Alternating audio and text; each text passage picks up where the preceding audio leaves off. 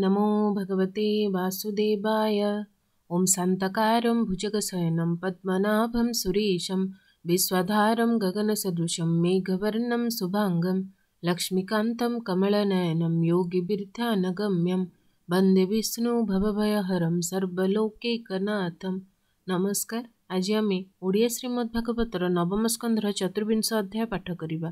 शुक उवाच शुण राजन कुरु वीर विदर्भ जामघ कुमर जामघ राजकुल जिणी जे कन्या पुरे थिला आणी से कन्या विदर्भे बरिला ता गर्भे पुत्र उपुजिला कुश जे क्रथ एहुबेनी तृतीये रोमपाद घेनी बभ्रुजे रोमपाद सुत कृति ताहार बीर्जे जात उसिक ताहार नंदन ताहु चेदी उत्पन्न चेत्यादि वंशे जात होई स्वधर्मे पाळिले से मही क्रथर पुत्र कुंती नाम दृष्टि जे ताहार नंदन निवृत्ति तार पुत्र होय दर्शाह नामे तार पोय व्योम जे ताहार संतति तहु जिमुत उत्पत्ति विकृति ताहार नंदन तहु भीमरथ जनम ताहार सुत नवरथ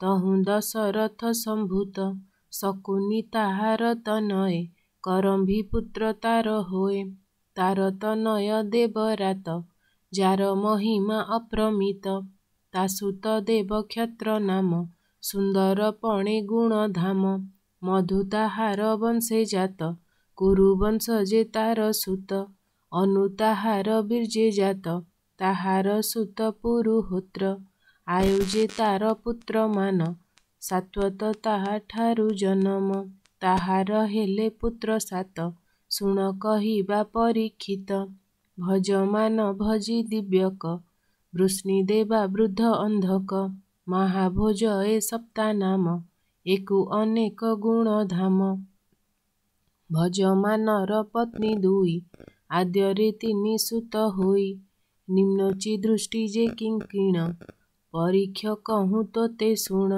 द्वितीय पत्नी गर्भे जात होइले तार तिनि सुत सत्राजित सहस्राजित अयुताजित तिनि भ्रात बभ्रुजे देवा वृद्ध सुत जने गांती ता चरुत दूररु जेते गुण गुणी अधिक देखु परिमाणी मनुष्य मध्ये बभ्रु श्रेष्ठ देवा वृद्ध देवंक इष्ट से दुई पुरुषंक कूले जेते तरिले भव जले षडसहस्र पंचषष्टि पुणी अधिक 8 गोटी घोर संसारु तरी गले निश्चले मिलिले कैबल्ये शाश्वत वंशे उत्पन्न महाभोजता अटे नाम अति धार्मिक महाभोज अनेक काल कला राज्य जेते उपुजिले ता वंशे धरिले भोज नाम कुशे वृष्णिर सुमित्र नंदन अपरे जुधाजित नाम तार संतति होए सिनी अनमित्र कुबेनी घेनी अनमित्रर पुत्र निम्न ता अंशे दुई पुत्र जन्म प्रसेन सत्राजित नाम होइले तार गुण धाम हे नृप शुण मन देई एबे सिनीर वंश कही सिनी जे अनमित्र सुत सत्यक तार बीर्जे जात ताहार पुत्र जुजुधान जय ताहार पुत्र नाम कुणी ताहार तहु जात ताहार जुगंधर सुत अपरे वृष्णिपुत्र दुई जन्मिले विष्णु तेज बही स्वफल्क चित्ररथ बेनी गांधिनी स्वफल्क भाविनी द्वादश पुत्र तार घरे जन्मिले अति पुण्यतरे अक्रूर तहि ज्येष्ठ जान शुण हो ताहांकर नाम आसंग सारमेय दुई मृदुर मृदुद्विजे होई गिरिधर्म वृद्ध सुकर्म क्षत्रोपेक्ष अरिमर्दन गंधमाद जे शत्रुघ्न द्वादशे प्रतिबाहु नाम आबर एक कन्या थिला सुचिरा नाम तार हेला अक्रूर पुत्र होए बेनी द्वेबा उपदेव घेनी चित्ररथर जे आत्मज तिनि भुवने तार तेज ऋत्विजे विदुरथ आदि एणे वुष्णि वंश संपादी कुकुर भजमान बेनी सूची कम्बल बही घेनी ए चारि अंधकर सुत एबेह शुण परीक्षित कुकुर सुत बह्नि नामा ताहार तनय विलोमा कपत रोमा तार सुत ता पुत्र अनु नामे ख्यात डुम्बुरु अटे सखा तार अंधक अनुर कुमर दुन्दुभि अंधकर सुत अरिद्योत जेता अपत्य अरिद्योत अंशे उत्पन्न पुनर्वसु नामे संतान ताहार पुत्र कन्या होए आहुक आहुकी बोलाए देवक उग्रसेन दुई आहुक तहु जात होई देवक पुत्र चारि होए नाम ताहांक शुण राय उपदेव जे देवबान सुदेव जे देववर्धन पुण होइले कन्या सात जानाम जगते विख्यात प्रथमे धृत देवा हेला परे शांति देवा जन्मिला उपदेवा श्रीदेवा बेनी देव रखिता कन्या घेनी सहदेवा देवकी तुले एमंत सात कन्या हेले देवक सात कन्या नेई वसुदेवଙ୍କୁ विभा देई एबेह शुण नरनाथ उग्रसेनर जेते सुत कंस सुनामा नग्रोधक कंकसंकु बेनी बालक सुहुजे सृष्टि राष्ट्रपाल तुष्टि ए उग्रसेन बाल आबर हेले कन्या पांच सुंदर सुरूप सुसंच कंसाजे कंकवती कंका सुरुभुजे राष्ट्रपालिका हे कन्या बरी वेद मते वसुदेवर भाई जेते विवाह कले शुभ बेळे उचिते गृह कर्म कले विदुर थर सुर सुत भज मनाता बीर्जे जात सिनीतार हुए आत्मज सिनीर पुत्र स्वयं भोज रुदिक ताहार नंदन ताहार तिनि पुत्र जान देव बाहुजे सत धनु आबर कृत वर्मा सुनु देव मिढ़ जे सुर सुत ता पत्नी मारिसा विख्यात से देव मिढ़ तार गर्भे दश संतति कला भावे वसुदेव देव भागक देवस्रवस से आनक सृंजय शामक जे कंक समीक वश्चक जे वृक वसुदेवर जन्म काळे पाद्य शुभिला अंतराळे स्वभावे आनक दुन्दुभि दिश आकाश पुरी शुभि से जेणु विष्णुर निधन आनक दुन्दुभि ता नाम पुणी होइले कन्या पांच सुंदर सुरूप सुसंच जे पृथा आर श्रुत देवा श्रुत कीर्ति जे श्रुत श्रवा राजाधिदेवींकी जे घेनी ए पांच वसुदेव भग्नी पृथा कन्या कुतार तात कुंती राजने कला दत्त जेणु ता नथिला संतति एणु से कन्या नाम कुंती दुर्वासा मुनि एक दिने मिलिले राजा सन्निधाने पृथा ताहांकु सेवा कला देवहूति विद्या लभिला विद्यार परीक्षा निमंते सूर्यंकु राइला एकांते से सूर्य देव तत्क्षण मिलिले पृथा सन्निधान देखि से विस्मय होइला विनय वचन कहिला हे देव परीक्षा निमंते तुम्भंकु चिंतिली मुचिते विद्या प्रयोग होई बस तुम्भे मिलिल मोर पास हे प्रभु दोष क्षमा कर दासी मु तुम्भ चरणर मो मनोरथ हेला पूर्ण स्वस्थाने करंतु गमन ता बाक्ये सूर्य तोष होई कहंती कन्या मुख चाहि हे पृथा शुण मो वचन व्यर्थ न हुए मो दर्शन तोठारे करी गर्भाधान आम्भे चलिबु निज स्थान अवश्य तो पुत्र होइब तते से दोष न लागिब एमंते कले गर्भाधान पुत्र होइला तत्क्षण पुत्र शिशुकु निंदा डरे भसाई देले नदी जले तापरे होइला कि जाहा शुण कहिब नृप नाहा पांडुजे तो प्रपितामह पृथाकु कला से विवाह कारुष वृद्ध शर्मा नाम ଶ୍ରୁତ ଦେବାକୁ ବରେ ପୁଣ ବିବାହ କରି ବେଦ ମତେ। ତା ଗର୍ଭେ ଉପୁଜିଲା ସୁତେ, ତା ଦେଖି ଡରେ ରିପୁ ଚକ୍ର। ତା ନାମ ହେଲା ଦନ୍ତ ବକ୍ର, କୈକେୟ ବଂଶେ ଦୃଷ୍ଟ କେତୁ। ସେ ପୁଣି ନିଜ ବଂଶ ହେତୁ ଶ୍ରୁତ କୀର୍ତ୍ତିକି ବିଭା କଲା। ତା 5 ପୁତ୍ର ଉପୁଜିଲା, ସେ ସୁତ ସନ୍ତର୍ଦ୍ଦନ ଆଦି। ସ୍ୱଭାବେ ସର୍ବଗୁଣେ ସିଦ୍ଧି, ଅବଶ୍ୟ ସୁରସେନ ବଳା। ରାଜାଧିଦେବୀ ବିଭା କଲା, ନାମ ତାହାର ଜୟସେନ। ତା ଅଂଶେ 2 ପୁତ୍ର ଜନ୍ମ, ବିନ୍ଦ ଯେ ଅନୁବିନ୍ଦ ବେନି। ରାଜାଧିଦେବୀ ତହୁଁ ଜନ୍ମି, ଚେଦି ରାଜନ ଦମ ଘୋଷ। ଶ୍ରୁତସ୍ରବାକୁ ବରି ତୋଷ, ତାର କୁମର ଶିଶୁପାଳ। ସେ ବୀର ତେଜେ ଅନର୍ଗଳ, ତାହାର ଜନ୍ମ ତତେ ଭାବେ। ମୁଁ ତାହା କହିଅଛି ପୂର୍ବେ, ଦେବଭାଗର କଂସା ପତ୍ନୀ। ତା ଗର୍ଭେ ଜାତ ସୁତ ବେନି, ଚିତ୍ରକେତୁ ଯେ ବୃହତ୍ ବଳ। ତେଜେ ଏ ବେନି ଅନର୍ଗଳ, ଦେବସ୍ରବାର ବୀର୍ଯ୍ୟେ ଜାତ। କଂସାବତୀର 2 ସୁତ, ସୁବୀର ଇକ୍ଷ୍ୱାକୁମାନ ବେନି। ଏମନ୍ତେ 2 ପୁତ୍ର ଜନ୍ମି, କଙ୍କ ଔରସେ କଙ୍କା ଗର୍ଭେ। ବକ ପ୍ରଥମେ ଜନ୍ମ ଲଭେ, ତାପରେ ସତ୍ୟଜିତ୍ ଜନ୍ମି। ପୁରୁଜିତକୁ ଘେନି 3, ସୃଞ୍ଜୟ ପୁତ୍ର ବେନି ହୋଏ। ବୃଷ ଦୁର୍ମସଣ ତନୟେ, ହରିକେଶ ଯେ ହିରଣ୍ୟାକ୍ଷ।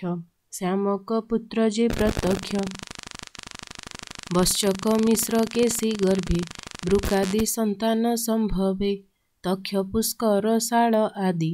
ବୃକର ସନ୍ତାନ ପ୍ରସିଦ୍ଧି, ଶମୀକ ପତ୍ନୀ ସୁଦାମିନୀ।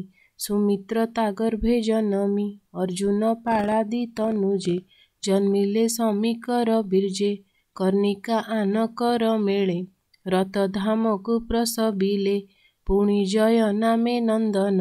ଅନେକ ଅଂଶେ ଉତ୍ପନ୍ନ, ବସୁଦେବର ଯେତେ ନାରୀ। ଶୁଣ ସୁମନେ ଦଣ୍ଡଧାରୀ, ପୌରବୀ ରୋହିଣୀ ରୋଚନା। ମଦିରା ଭଦ୍ରା ଇଳା କନ୍ୟା, ଦେବକୀ ଆଦି ବହୁ ନାରୀ।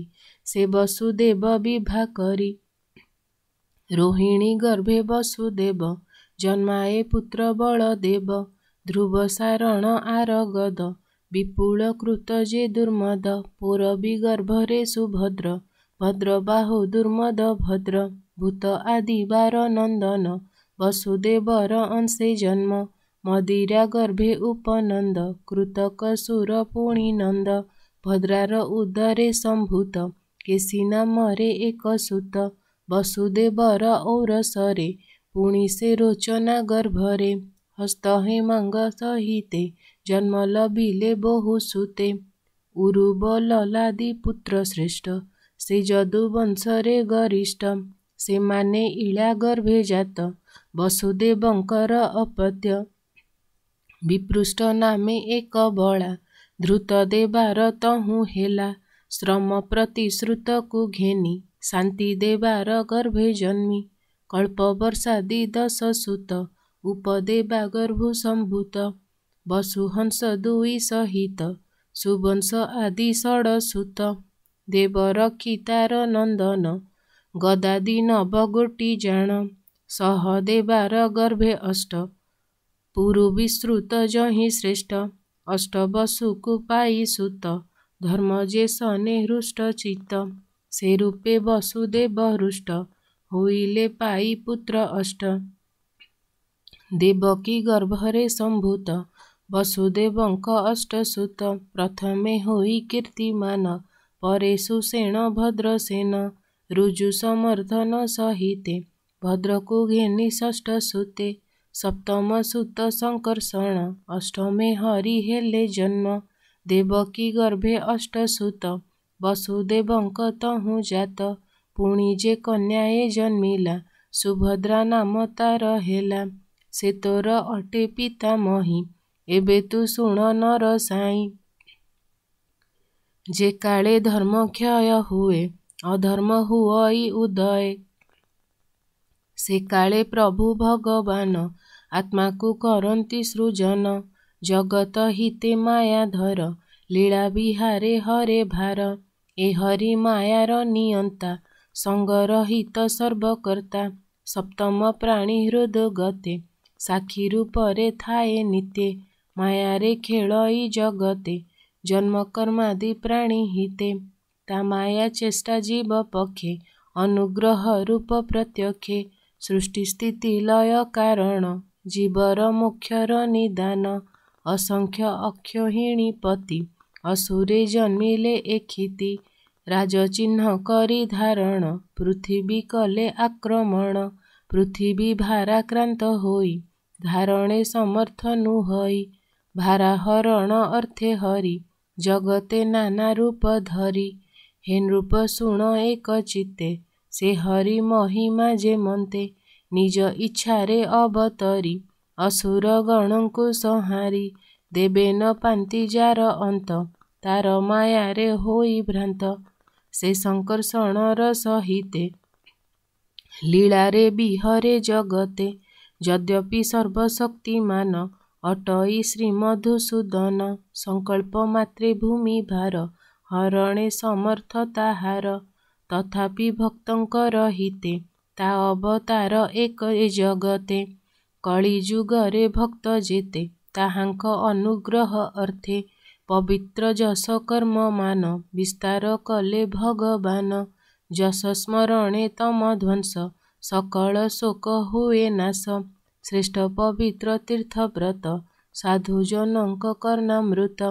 ଶ୍ରୋତ୍ର ଅଞ୍ଜଳି ପଥେ ପାନ କରେ ଯେ ଏକବାରେ ଜନ। କର୍ମ ବାସନା କ୍ଷୟ ଦକ୍ଷ ସେ ନର ହୁଅଇ ପ୍ରତ୍ୟକ୍ଷ। ସେ ହେତୁ ଭୋଜ ବୃଷ୍ଣି ଯେତେ ଅନ୍ଧକ ମଧୁର ସହିତେ। କୁରୁ ସୃଞ୍ଜୟ ଆଦି ବଂଶ ଆଦରେ ଗାବନ୍ତି ଯାଜସ। ତାର ଚରିତ ହୃଦେ ଚିନ୍ତି ସ୍ୱଚ୍ଛନ୍ଦେ ସୁଖେ ବିହରନ୍ତି। ସେ ପ୍ରଭୁ ଦେବ ଭଗବାନ ତାହାଙ୍କୁ ହୁଏ ସୁପ୍ରସନ୍ନ। ସ୍ନିଗ୍ଧ ମଧୁର ମନ୍ଦହାସେ ଉଦାର ବଚନ ବିଳାସେ। ଅସମ ବିକ୍ରମ ଲୀଳାରେ ସର୍ବାଙ୍ଗ ସୁନ୍ଦର ଶରୀରେ। ତାହାଙ୍କୁ କରି ଆନନ୍ଦିତ ସେମାନେ ମାୟାରେ ମୋହିତ। କର୍ଣ୍ଣରେ ମକର କୁଣ୍ଡଳ ସୁନ୍ଦର କପୋଳ ଯୁଗଳ। ବିଳାସ ହାସେ ମୁଖ ଶୋଭା କିଅବା ପଟାନ୍ତର ଦେବା। ନିତ୍ୟେ ତାହାର ମୁଖ ଦେଖି ସେ ନର ନାରୀ ହେଲେ ସୁଖୀ। ନେତ୍ର ଉତ୍ସବ ତାର ଶୋଭା ଲୋକଲୋଚନ ମନ ଲୋଭା। ତଥାପି ସେମାନଙ୍କ ନେତ୍ର କଦାପି ନୋହେ ପରିତୃପ୍ତ। ଭୁବନ ମୋହନ ସୁନ୍ଦର ରୂପ ତାହାଙ୍କ ମନୋହର। ନିମିଷ ମାତ୍ର ନ ଦେଖିଲେ ଦୁଃଖିତ ହୁଅନ୍ତି ବିକଳେ। ସେ ବସୁଦେବ ଘରେ ହରି ଜନ୍ମିଲେ ନର ଦେହ ଧରି। ହରିଲେ ଧରଣୀର ଭାର ଯେ ରୂପ ଦେଖି ଦେବାସୁର। ପଶୁ ମନୁଷ୍ୟ ଆଦି ଯେତେ ଶରୀର ଧରି ଏ ଜଗତେ। କୀଟ ପତଙ୍ଗ ଆଦି କରି ଯେ ରୂପ ଦେଖି ଗଲେ ତରି। ତାର ମହିମା କେବା କହି ପାରିବ ନର ଦେହ ବହି। ହେ ନୃପ ଶୁଣ ତୋଷ ଚିତ୍ତେ ଅଦ୍ଭୁ କର୍ମ ତାର ସହିତେ। ସେ ବନ୍ଦୀ ଘରେ ନିଜ ରୂପେ ଜନ୍ମି ଗୁପତେ ଗଲେ ଗୋପେ। ତାହାଙ୍କୁ ପାଇ ବ୍ରଜବାସୀ ସୁଖେ ବଞ୍ଚନ୍ତି ଦେବାନିଶି। ରିପୁ ସଂହାରି ବଢ଼ି ବ୍ରଜେ ମାରି ମଥୁରା କଂସ ରାଜେ। ଦ୍ୱାରକାପୁରେ ବାସ କରି ବିବାହ କରି ବହୁ ନାରୀ। ଜନ୍ମାଇ ଅସଂଖ୍ୟ ନନ୍ଦନ ଅନେକ କରି ଯଜ୍ଞମାନ। ଲୋକଙ୍କୁ ଦେଇ ଯଜ୍ଞ ଶିକ୍ଷା ନିଗମ ମାର୍ଗ କଲେ ରକ୍ଷା। କୁରୁ ପାଣ୍ଡବ ମଧ୍ୟେ କଳି ଭିଆଇ ବହୁ ସୈନ୍ୟ ମାରି। ଧରଣୀ ଭାର ଅପହରି ଅର୍ଜୁନେ ଦେଇ ଜୟଶିରି। ଉଦ୍ଧବେ ଦେଇ ଆତ୍ମଜ୍ଞାନ ଚଳିଲେ ଆପଣା ଭୁବନ। ସୁଜନ ଜନ ଏହା ଶୁଣି ଭକତି ହୃଦେ ପରିମାଣି। ଏ ଭବ ଜଳୁ ତରି ଯିବ ଯାହା ନ ଲଭେ ବ୍ରହ୍ମା ଶିବ। ସେ ହରି ଚରିତ ସୁମର ମୁଁ ତୁମ୍ଭ ଚରଣେ କିଙ୍କର। ବୋଲଇ ବିପ୍ର ଜଗନ୍ନାଥ ନବମେ ବଂଶାନୁଚରିତ। ଇତି ଶ୍ରୀମଦ୍ଭାଗବତେ ମହାପୁରାଣେ ପରମହଂସ ସଂହିତାୟାं ନବମ ସ୍କନ୍ଧो ଶ୍ରୀ ସୂର୍ଯ୍ୟ ସୋମବଂଶ ଅନୁକୀର୍ତ୍ତନେ ଯଦୁବଂଶାनुकीर्तनं नाम चतुर्विंशोऽध्यायः। ओं नमो भगवते वासुदेवाय।